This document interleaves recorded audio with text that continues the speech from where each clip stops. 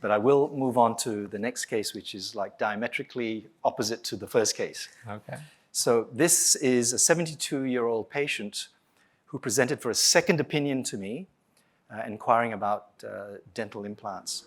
Now, she was unhappy with the stability and the appearance of her upper partial denture, replacing several upper front teeth.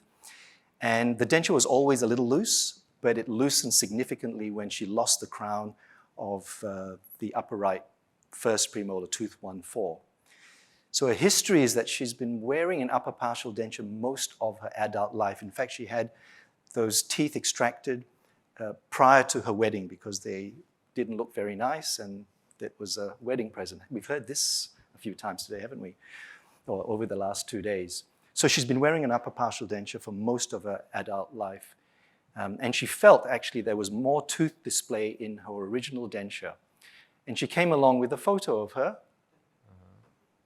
at her wedding with the current smile line, obviously in the picture above, and the smile and the tooth display down the bottom. So Charlotte, do you worry when patients come in with pictures that are 50 years old saying, I want to look like that? No, I'm afraid, I'm absolutely delighted. This is information that we would otherwise not have. And I'm not sure with this exact picture whether she's looking absolutely directly into the lens, but if she is, then we can look at the interpupillary distance in her now, and we can measure that here, and with that ratio of also measuring the two front teeth, we can actually arrive at what was the size of the teeth, and almost probably here, what's the length of those incisors. And that will give us a pretty good idea homing in on a mold for her going forward.